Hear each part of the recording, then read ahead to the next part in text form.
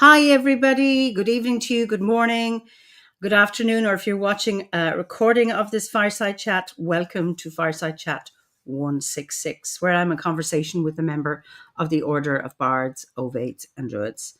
And I'm Eimear Burke. And as is customary, I will start with a prayer for peace. Gomara Siacon ar fud na crinne. Gomara Siacon in our Jaili agus in our Jirha. Gonairi lin len ar cuid garmacha. Gamich buikas jiv je chivdaga is spirit chivdaga. May peace prevail on earth. May peace prevail in our homes and in our countries. May our missions be accomplished. We thank you, guardian spirits and guardian deities. For peace. As the fever of day calms towards twilight, may all that is strained in us come to ease. We pray for those who suffered violence today. May an unexpected serenity surprise them. For those who risk their lives each day for peace, may their hearts glimpse providence at the heart of history. That those who make riches from violence and war might hear in their dreams the cries of the lost. That we might see through our fear of each other a new vision to heal our fatal attraction to aggression. That those who enjoy the privilege of peace might not forget their tormented brothers and sisters. That the wolf might lie down with the lamb, that our swords be beaten into ploughshares, and no hurt or harm be done anywhere along the holy mountain, with thanks to John O'Donoghue. So let me see where you're all from. You're so welcome. I don't know what your weather is like, but it was a sunny day, clear skies, and now we have a very clear, beautiful night sky. Just all the stars are out, and I hope it remains that way for the weekend, for the solstice, but I'm not so sure it's going to be. So we've got somebody, sunny Hi, Andrew. We missed you at the weekend from sunny Stratford-on-Avon. Julia from Northwest London, Switzerland, Dartford, Kent, Aberdeenshire. I bet you it's cold up there. Hertfordshire. Justin says it's winter here, 12 degrees. It's 5 degrees here, so I don't know what your 12 degrees is. That's warm. Kia ora, good morning from New Zealand. Sherwood Forest, wow, lovely.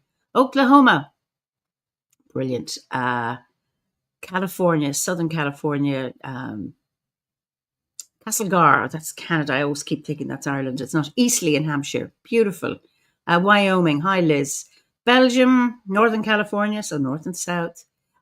Friesland in the Netherlands. Oh, Dubai. I bet you it's hot there. Sunny Auckland, West Lothian in Scotland. Wonderful to see you all. As we just come up to the darkest time of the year, we had a wonderful winter gathering in Street and Glastonbury. We had the main event in Street, but we had our meet and greet and our open mic on the Friday in Glastonbury. But a beautiful, wonderful gathering we had with great speakers and a magical mistletoe ceremony. So if you can ever come to the winter gathering, the OBOD winter gathering, I'd highly recommend it. Hello from Stonehenge, not from Scotland. Ukraine, you're very, very welcome. Rainy East Germany. Desert winter is different but fresher than the summer. Okay, it's probably drier. 20 degrees in Auckland, and it's going to get warmer. How my heart bleeds for you. It's brilliant. Hello from France. That's Andrew Vesseling. Arno Vesseling. I wonder who he is. Anyway, Texas, brilliant. So this evening, I'm going to the Netherlands to let me introduce you to my guest. This is Renske Vesseling. So I take it that was your better half or other half. Arno was there. Brilliant. So you are in the Netherlands. You're Dutch, but you don't live there. So I'm curious as to why you're where you are. Well, hello. Yes, that was my husband. He is in France. I am currently in The Hague, where I am spending some time with friends and family for the holiday season. But I do live in France. Yeah. In the Northeast. Yeah, Northeast, in a beautiful small village, very rural. It's a very agricultural community. And we live there surrounded by forests and meadows and lots of trees. And is that close to the Netherlands, or is it Is it near It the? is, yeah, it is quite close. I mean, we're in the north of France, so that means from my old hometown, The Hague, where I am now, it's about 650 kilometers Okay, that's away. far So, away. mm, By Irish standards, that's a lot, and I it should be know, in the yeah, Netherlands because the Netherlands is so small too, isn't it? very small. Yes, yes, Obviously, yes. not for France. No, it's a lot So bigger it than I. Yeah. so we met at the Mount Thunder camp in Germany during Yep. in August, and it was just a wonderful magical camp then. So just tell us a little bit about your background and how Well, you arrived where you are.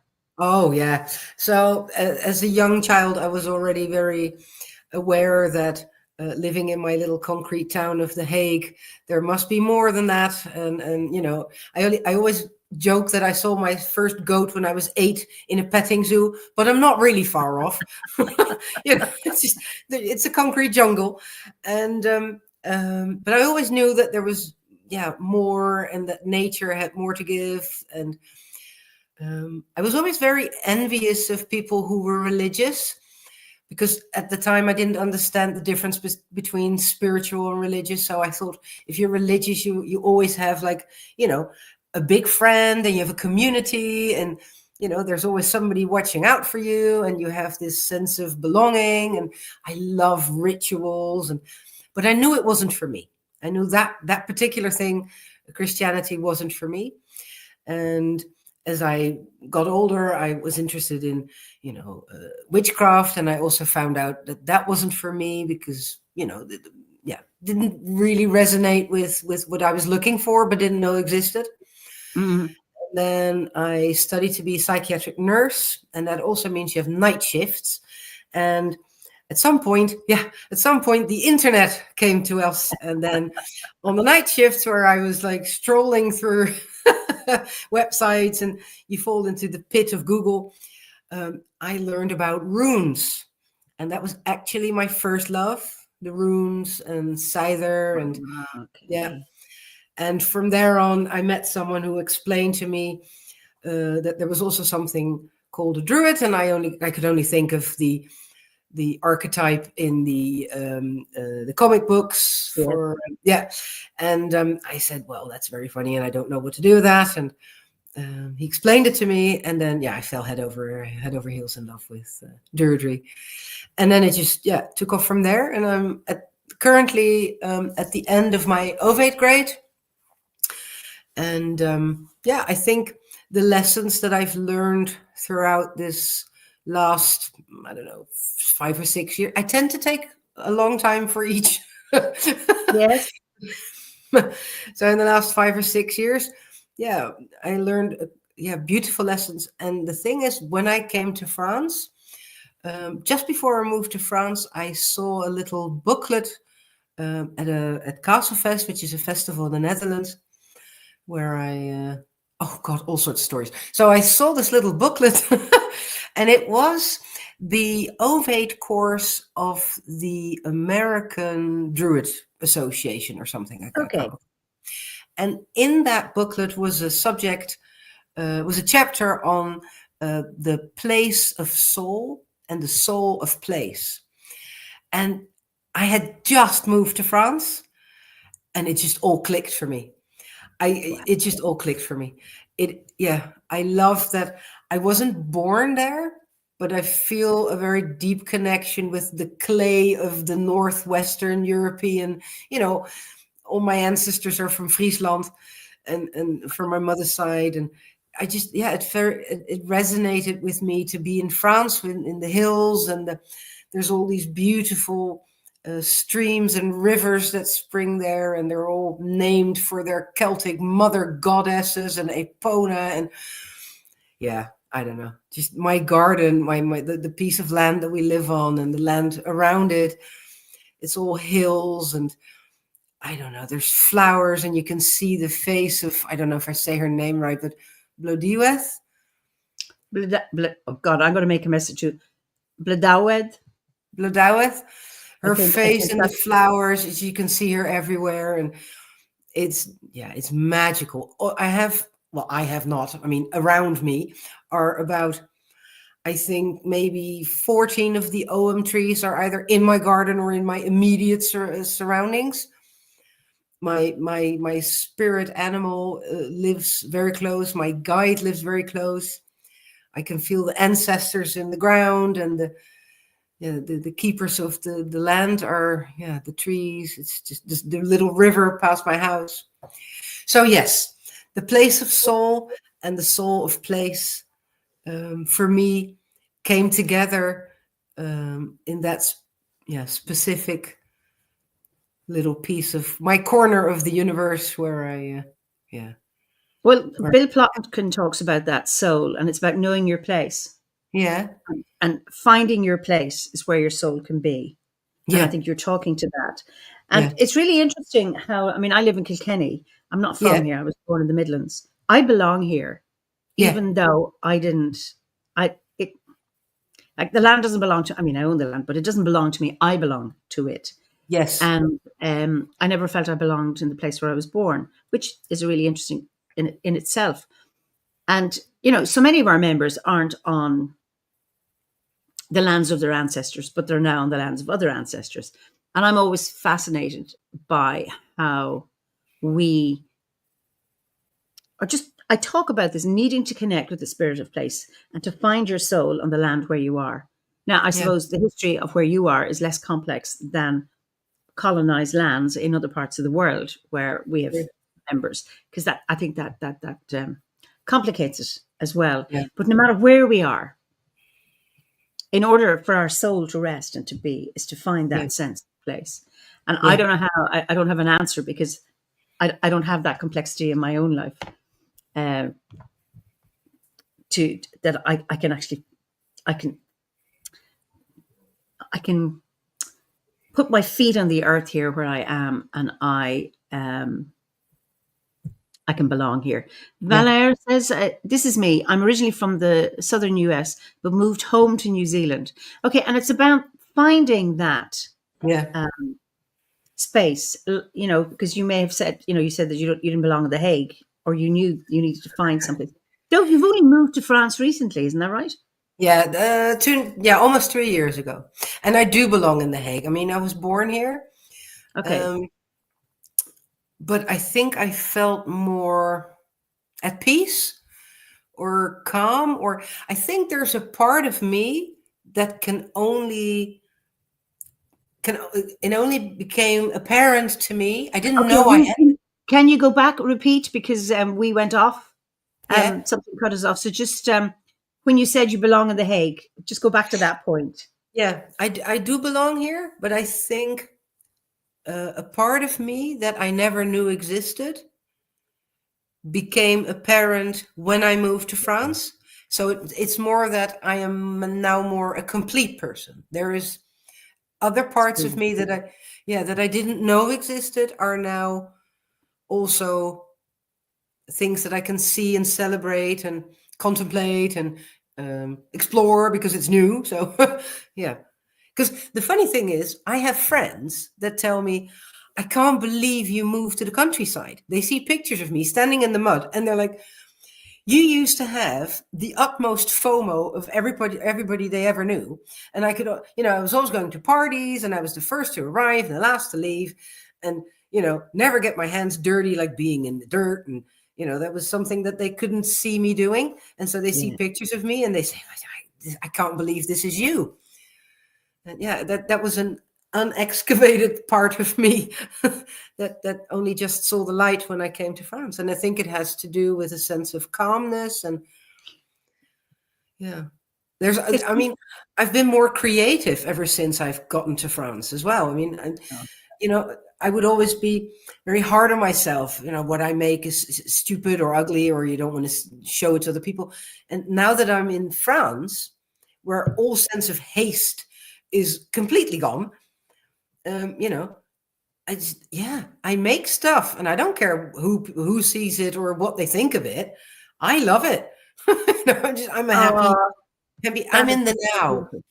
and in the Netherlands, of course, in the city, in the big cities, it's all about getting there fast, or faster, not fast enough. I was always worried about tomorrow, and I was always sad about yesterday, but I was never in the moment, never in the now. And in France, I'm more in the now. Brilliant. Yeah. Do you still work as a psychiatric nurse? No. Well, at the moment, yes, because of course, as soon as my feet hit the ground in the Netherlands, people started calling me and say, "Oh, please come and come and we're short on staff. Can you please help out a bit?" So yes, I'm doing that now. But no, this is a one-off. No, But in France, you don't do that. no. We have a bed and breakfast, and we give spiritual retreats. Okay. So we Very good. celebrate with others. We celebrate the festivals of the year. I teach other people how to be in the now and be creative and not give a about what other people think. So I'm passing on the message. Oh, brilliant, brilliant. It's interesting, just talking about places and connecting places that aren't directly of your ancestors. Yeah. And Druid Wendigo says, I feel like these powerful connections to places are tied sometimes to ancestors, sometimes to previous lives. And I think that's an interesting thing, because sometimes we get caught up in our ancestral connection Mm-hmm. when maybe it's previous lives that we have that connection with, and that it's an energetic ancestry rather than a bloodline. And Yeah. and he says it's the only way I can rationalize the way I feel about different places. Absolutely. And Liz says, I always found that interesting phenomena when you become more you, others perceive that you've become someone different. And that's really interesting. That is nice. That's exactly that what. That's exactly what happened. Yeah. Okay. And David Jones says, I Yeah. find myself in pretty much the same wooded suburbs I grew up in. Wow. You're like a gall wasp. Gall wasps never move further much. They don't move very far away from the tree they were born in. Yeah. I have felt my body acknowledge that this ecosystem is what it is adopted to and enjoys. Beautiful. Sorry, you were going to say something. Yes, about ancestry. I think that if you look at the human race as just a lump sum of things, then all the ancestors are ours. Do you know what I mean? It's not about, oh, I was born in the Netherlands and I have English and Viking and French ancestors. No. We all came from the same tree, I suppose. So that makes us all each other's ancestors. And also, in time, I will be somebody else's ancestor. Yes. And that makes a connection also with not just place, but also time. Because it's so easy to just look back and go, oh, yeah, so he was my grandfather or my great-great-grandfather. But someday somebody may be saying that about me. And even if it isn't bloodline, it is still about maybe a villager will go and say, oh, in 50 or 60 years time, oh yeah, remember that funny Dutch lady that used to live here? Yeah, she's in the cemetery now. Remember her? She came from the Netherlands and she always cooked pumpkin soup for the kids on Halloween. Because we do. Okay. So now it's about entwining each other's stories. And not just about lineage, but about sharing the land. This is why I love thinking about the ancestors of the place that I'm in, because they carry me together with the earth that they're in. They carry my footsteps around, and I'm walking in places where they've been, and I'm tending to the trees and the land that they've done. And I'm sharing that love and that respect. And even just the movements. I'm sharing the movements. I am plowing the land. Well, actually, my husband does that. You're good. But we are tending, weeding or not weeding, because sometimes weeds are good. Yeah. But I'm cutting the same fabric and making maybe the same concoctions for when you have a cough or a sore leg, and we share that knowledge, and we share the land, and therefore they are my ancestors, even if I'm not in a bloodline with them. I think bloodlines are highly flawed. And it's only now that we can do DNA and actually test it. But they are, and they always have been, and lineages have been flawed, lines of succession, etc. So I think, and if we go with the theory that we all evolved out of Africa, then we all moved. Yep. Yeah. We are all. I can't even think of the Dutch word now. But we're all immigrants. Yeah. Yeah. We are. Yeah. Absolutely. So we've all come from somewhere. Maybe there are some peoples who are on their land longer than others, but essentially we've all moved in some way. And of course, some people did it in a very violent way. Well, absolutely. If you look at nomads, don't have a sense of ownership, but they know we belong to the earth and we belong to this place. So we have a route that they move along, and then they come back and say maybe it's a yearly route, and they're expecting it to be there when they come back. But that it's just that because everybody belongs to the landscape, and then the big shock is when somebody has taken it and using it as to grow crops or something, and then of course so much of the history has been colonialism and violence, etc., and appropriating land, which has happened here and in many other places. So it's a very, very complex one. Interesting. Francis, who's in Finland, who's English, in a strange way, our family being from the UK also have links with France because of the two wars fought there. And we have two family members who died and are buried there. So our family has connections as such there. Now, that's a really interesting one. When events like that have happened and your ancestors have left, that's where they've been laid to rest on different soil, and how that's a connection as well. I always find that it's very sad as well, but really, really fascinating. Then Natalie said, when I moved from the city to a village, I became much more creative. I now weave willow, sew more, draw, etc. There's an Iron Age fort at the top of my hill, and it's the most beautiful hidden place. That is beautiful. Actually, Ruth wants to know, what is the name of your B&B? Oh, well, my spirit animal is a wild boar. And in French, of course, that is le sanglier sauvage. Okay, we're going to put that le sang. How do you spell it? SANGLIER. Sauvage. Sauvage. Almost savage. Yeah. Okay, so that's the B&B. That's the B&B, or the place where you can go for. It's also actually, we have a labyrinth and we have a grove. Very nice. Well, and of course, every time it's funny because you mentioned this before. Like, do you own something?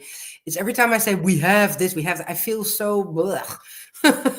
So on my land, we created a labyrinth, but there was already a grove there. The first time we came to see it. Yeah, the first time we came to see it, there were 5 poplar trees in a small circle.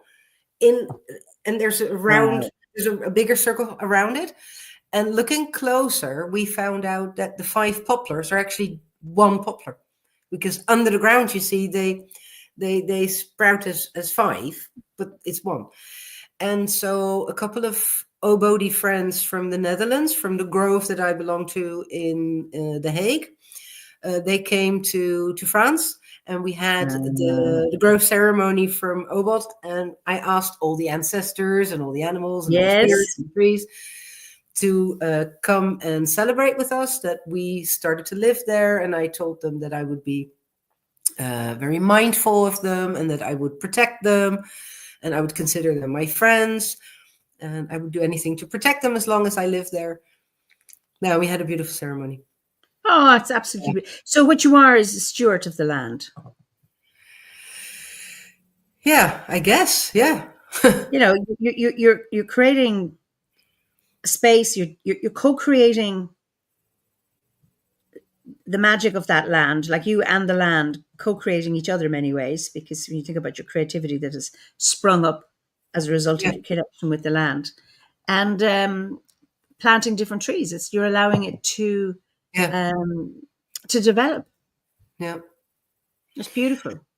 Yeah. Yeah, it's the first time we were there. It's just all the trees in the garden were singing "Welcome Home." So Ah, we knew it instantly. We both looked at each other and we were like, "This is our house." Yeah, and the guy, the realtor, he said, "No, no, no, I don't think this is for you guys." And it's so much work and la la la. And the house is from 1790, yeah. uh, and it had been uninhabited for 60 years. And he was like, "No, no, no, there's better things than this." And we looked at each other and we said, "I know where the couch is going to be." We just instantly fell in It, love.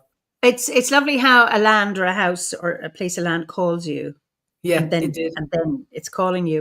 And I'm Yeah, just going to come back to New Zealand, for example. yeah, I don't know if is it Valair or Valerie. I don't know. New Zealand is interesting because it was so recently peopled. Everyone is an immigrant. Even the Tonga Wainua, Tagata Wainua, the people of the land, have only been there for a few hundred years. And in the Maori tradition, your ancestors are part of who you are. And when you introduce yourself, you first say what your whaka is. That is, what boat brought your people? oh wow, oh that gives me Valerie, goosebumps. yeah. And I mean, that's what's really, really interesting. It's recognized. Now, I suppose it's very different in Australia, where the Aboriginal people there are, I don't know, they're 24,000 years or something. It's said that they're the oldest living peoples in the world. So it's a different story. But Yeah, I know we have in Ireland, one of our manuscripts, the Laura Gowalla, which means the Book of Invasions, talks about the history of Ireland from when the first people came. There was one woman, Kesser, came with 51 other women and 3 men. They were the first people to come to Ireland according to this book. yeah, Now, remember, it's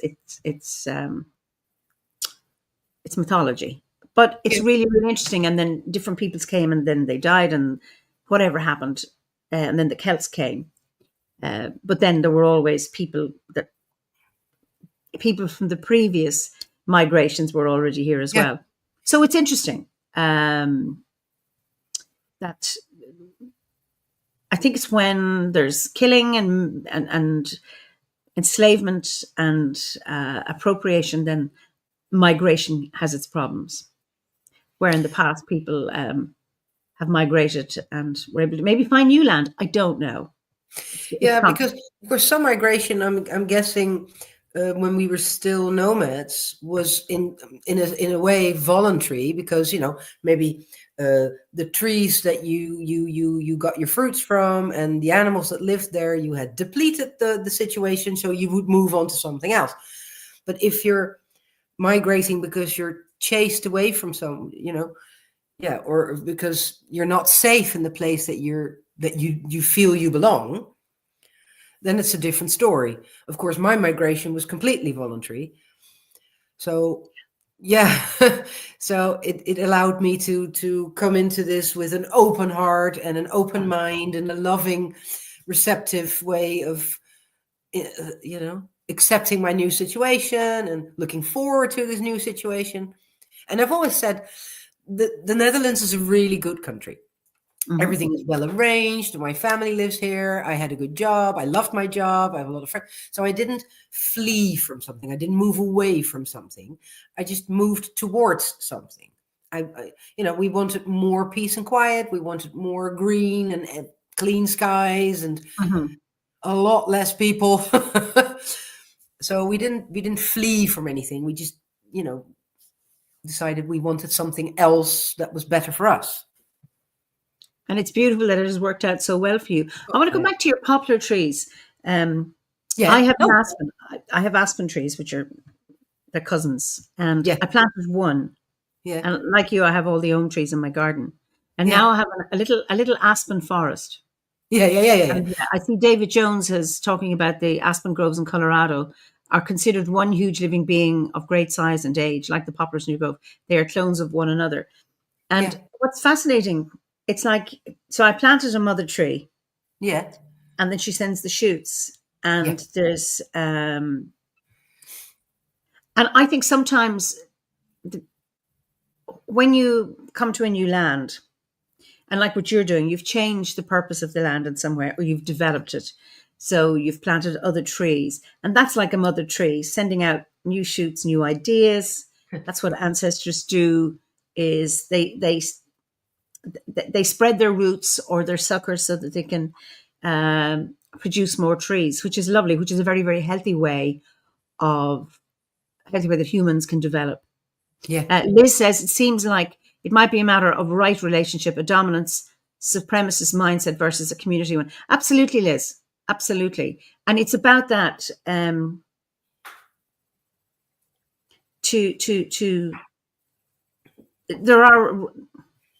there's a way of having a right relationship with the people around you and the landscape.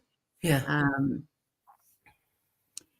And I think the aspen is a very nice metaphor, I think, of looking at that is putting up shoots and creating a beautiful grove in a right way. It's not easy though. We can't all do that, you know.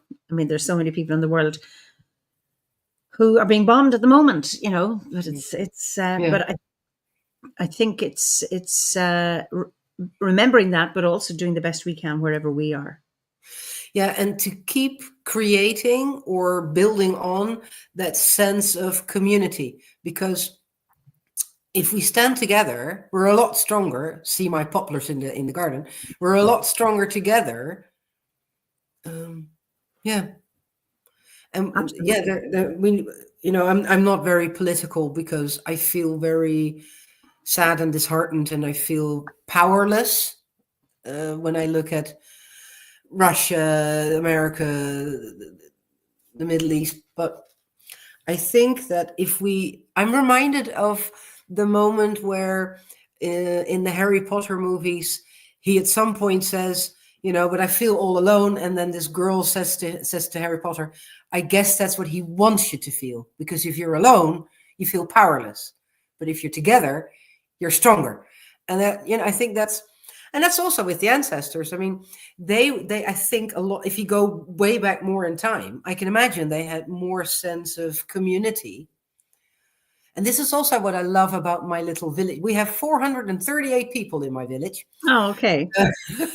I know a lot of them. We made friends. We connect with the neighbors.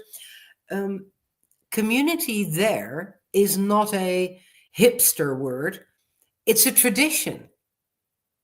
And I love that. This is, I think, what I missed the most when I lived in the Netherlands. If I live in The Hague, it's a hotspot of, I think, almost every culture in the world. Mm. And that is lovely. It's hustling and bustling.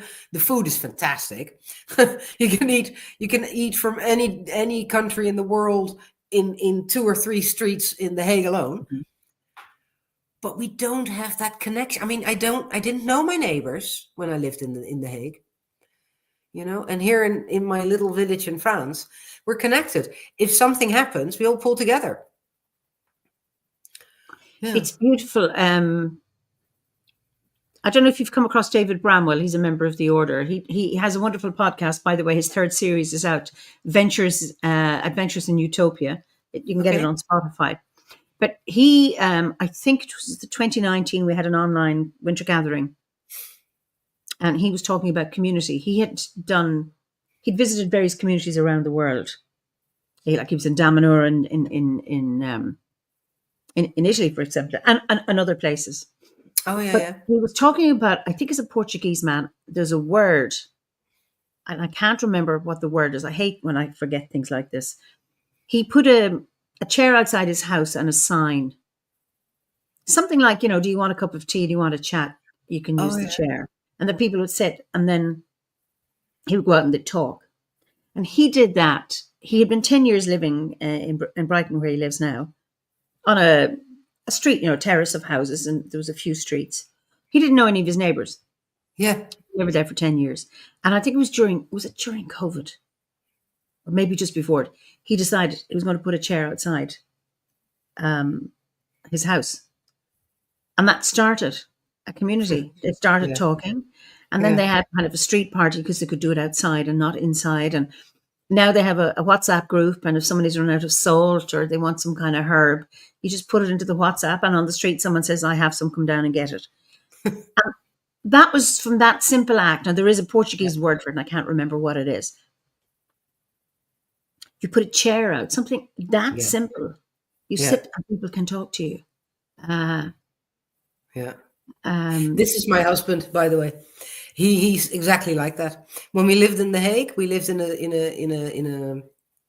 we had just moved house in The Hague, which is a funny story, but there you go. We only lived there for 4 years before we found the house in France. But oh, for the okay. 4 years that we lived in this house in The Hague, we had a little front yard.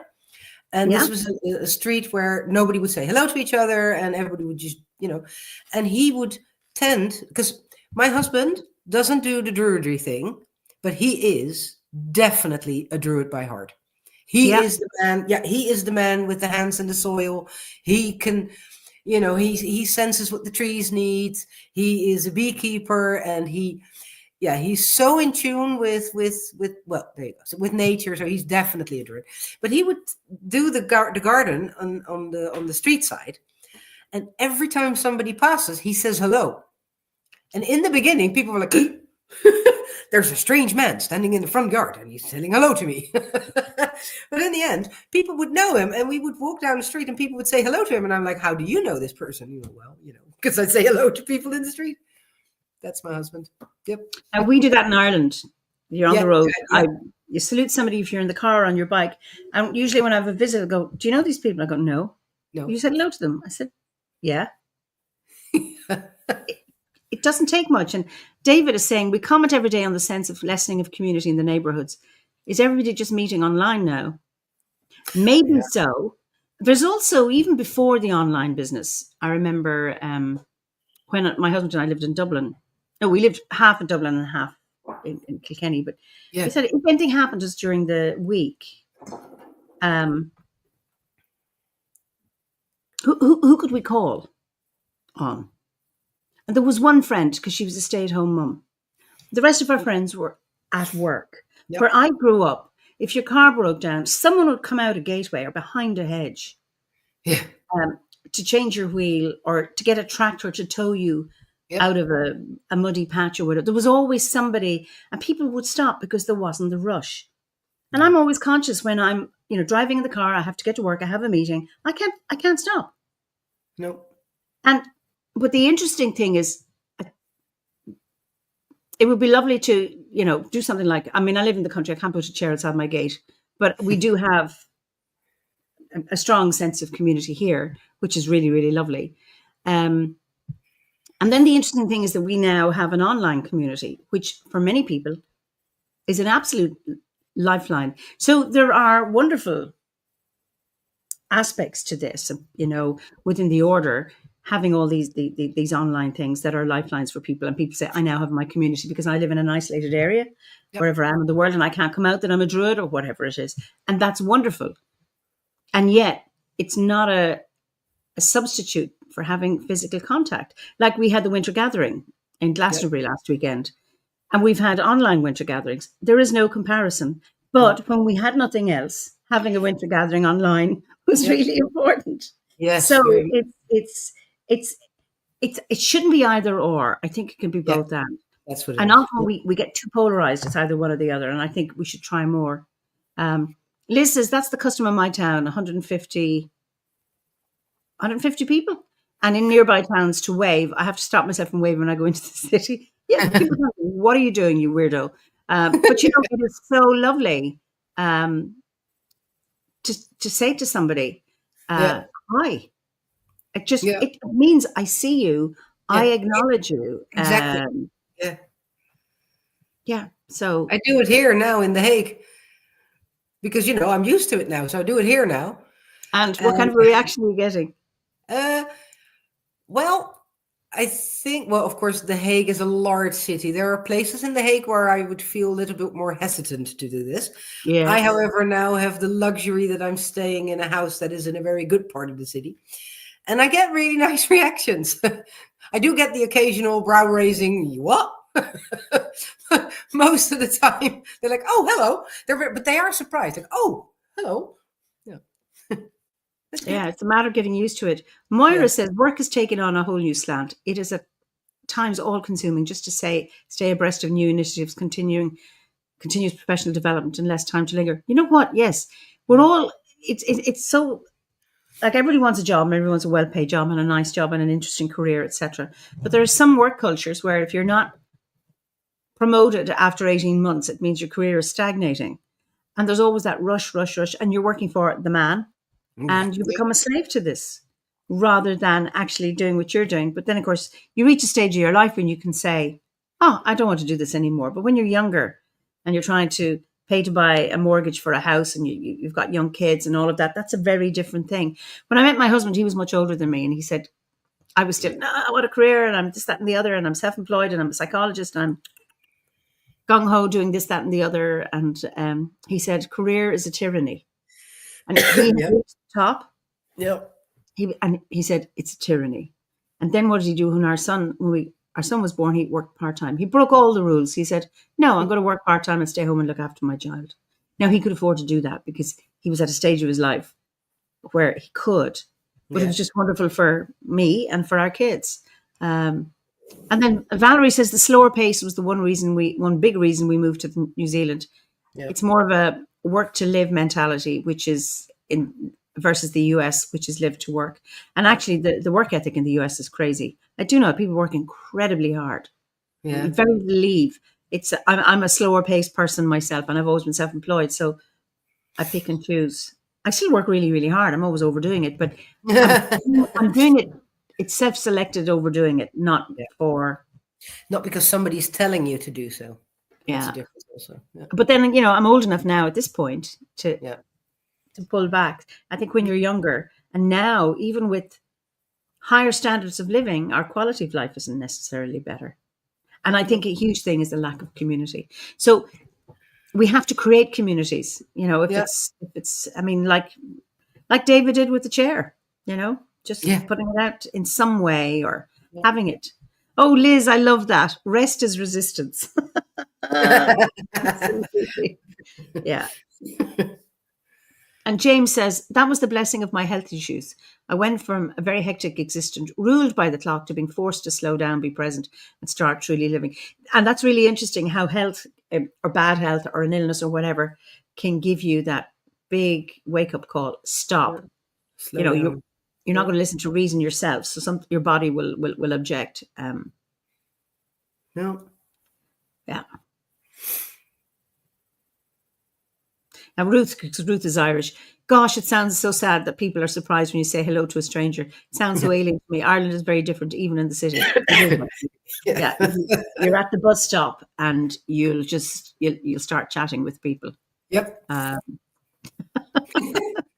have a funny story. When I was 17, I was still 17, and I was going to do the Interrail for a month, and this is a long, long time ago. So you get the ticket for the whole of Europe, and also including also some boat journeys. So I went from the Netherlands to England to Dublin. So I landed with the boat on Dunleary, I think you call it. Dunleary? Yeah, and I had this backpack on with my tent and the whole thing, and my shoes dangling on the outside, and I was with my friend and I was trying to get into the bus, and I got stuck in the rail thingy with the entrance of the bus. And the bus driver is looking at me and he's pulling my arm, and my friend is behind me and she's pushing me, and like a cork out of a champagne bottle, and I landed on the lap of the bus driver. And I looked at him and I said, so how much is the ticket to Dublin? And he couldn't stop laughing, and he said, oh no, child, this one is for free. This is the best laugh I've had all day. This was my entry into Ireland. Yeah. It's interesting. My daughter's in the Netherlands studying, and she flew home on Monday. And she said, as she was at the boarding gate in Amsterdam, there were lots of Irish people, and she hadn't noticed it where she lives, or the absence of it. But then, somebody, you hit off somebody, or you want to, and Irish people go, oh, sorry. Yeah, sorry about that. Sorry. We always say sorry.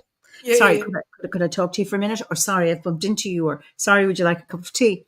And she says, oh, I'm coming home. I miss this. Because she doesn't hear that in the Netherlands. And it was so funny. which is this is lovely cultural differences. And Francis says that in Finland, people would think it was very, very strange that you, or no, Gabriella says probably if you ask a Finnish, they would think it's odd to have a stranger saying hi to them. Cultures are different. Yeah. So Sue says, I grew up in a village in the 70s and 80s. Everyone saying hello was normal back then. Yeah. Yeah. And Natalie says, I cut my hours when my boss asked why. I said, because I'd like to live before I die. Oh. Have less, but much richer inside. You know what, Natalie? Absolutely. You couldn't do a wiser thing. Yep. And I bet you having a rich life is so much better than having, well, actually, a poor life, a poor quality of life. You can have all the money in your world, but if you've no time to spend it or enjoy it, what's the point of it? Yeah, and in France, where we tend to the land and we have lots of vegetables, and again, this is my husband with the green thumb, and I remember the first time we had a potato from our land. Oh, I cried a little. That was the best thing I ever had. No, true. And all the people who come to the bed and breakfast or the retreats, we feed them from our vegetable land, and we have the bees, and we have chickens for the eggs, and so I forgot where I was going with this, but it's the, I don't know what I was going with this, but it's the sharing and the tending and to eat your own. Oh yes, with the money, it's the thing is. We didn't have to spend a lot of money on vegetables because most of it came from the garden, and we don't have a luxury life there. I mean, we don't get tons and tons of money, but every time I eat an egg from my chicken or eat a potato from my garden, I feel truly like the richest person on the planet, and I want to share it with other people. Yeah, you're eating clean food. Yeah, this is, every time it's thank you, Mother Nature. I'm like cooking, I'm like, thank you. Yeah, it's just also very much I feel such a connection to the land because we eat from the land as well. That is so directly. Beautiful. Yeah, there's no, we don't kill you call them moles? The ones that make the big lumps in the garden? We don't have moles in Ireland.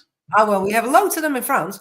And then lots in England, yes. And then my neighbors, my French neighbors, who talk about cultural differences, so proud about killing all the moles. And I'm like, no, no, stop it. Because we live together. And do your moles do a lot of damage to your vegetables, or have you negotiated with them? I think they've understood they're allowed to be in the garden and not in a vegetable garden. I think they've understood. It's funny because I know people who've had slug problems and we did have that, thingies, and they set up an arrangement with them. Yeah, it's like, okay, here are. Oh, Michelle Clarkson says molehills are great for houseplants. Okay, that made it. Okay, this row of spinach or this row of cabbage or whatever the green leaves are for you, and the rest are for us. Yeah, and there's something I've never managed it with rats and mice. I have a difficult relationship with them. I've tried to speak to them and reason with them, but they have not cooperated. Ants, I've asked them both in Africa and Ireland, please. I love ants. I love them. They never bite me. And I say, oh, I'm sorry I've disturbed you, but actually you shouldn't be here. This is where we are, and I don't want you to be harmed. And I really am so grateful for all you do, cleaning the land, and the earth, etc. And then they move away. I just see them. They'll just head off. Yeah. So I think you can have a relationship with the animals as well. Ruth says, any other animal, just the slugs. Ruth says, Renska, you're lovely, a breath of fresh air. So that's lovely, thank you. And David says, just made a cup of tea with honey from my friend's permaculture farm, which I helped tend. Lovely, tastes so much sweeter than yes. Yeah. Oh, David says I have to hire a rodent whisperer. I don't know any, but I tell you, if there's any Irish rodent whisperer listening, please contact me. Yep. So we're coming to the end of this thing because we need to move over to the hearth. Do you have a poem? Did you find it? I did.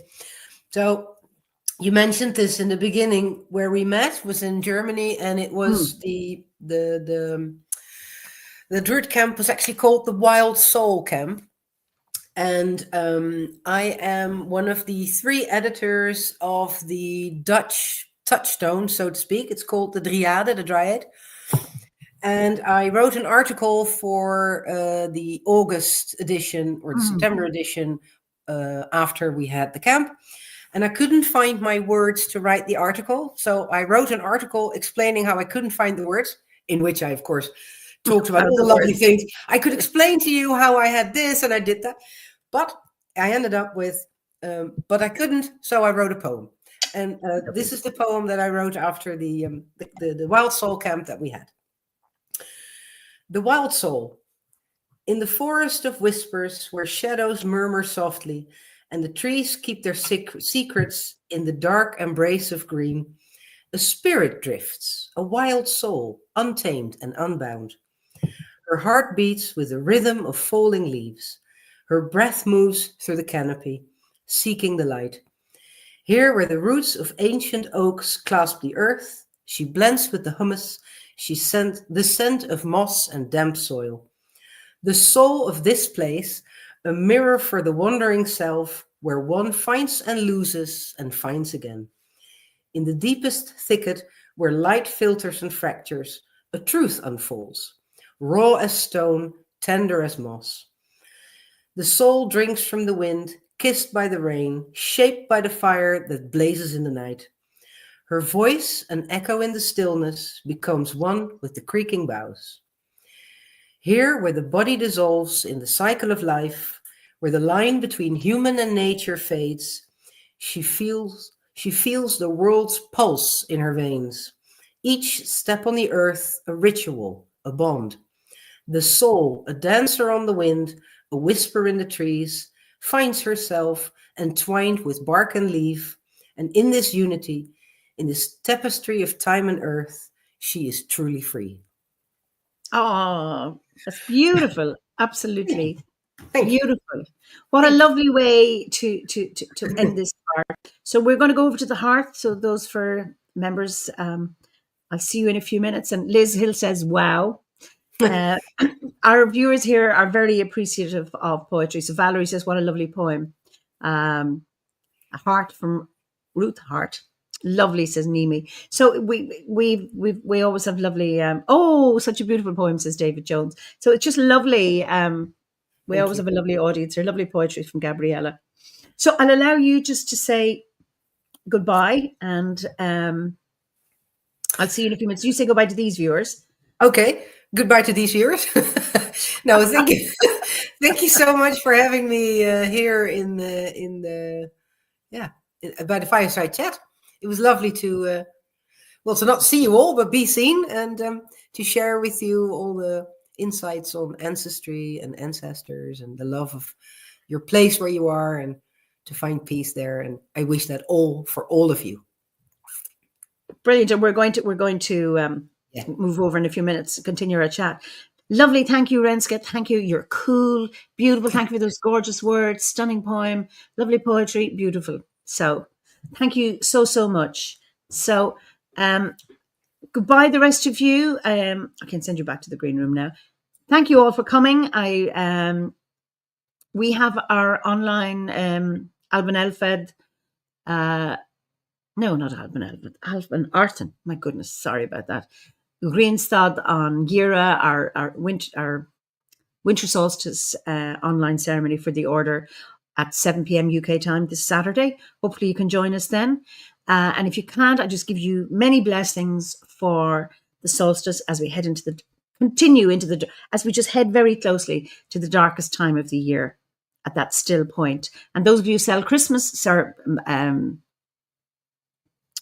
Hanukkah, or whatever other holiday you celebrate at this time, may you find peace, love, community, joy, and we always wish prosperity for the year to come. So thank you, James, for Yuletide blessings for all of you. Until we meet again. I am going to take 2 weeks off, so I will be back on, I think it's the 9th of January. So I'm going to have family time for the next 2 weeks. In the meantime, be well, and maybe hopefully see some of you over on the hearth. So, I'm just wishing everybody a winter solstice, but those of you in the Southern Hemisphere, may you enjoy the longest day and all the warmth and the sunlight that brings. So until we meet again, Iwa, Slán go fóill.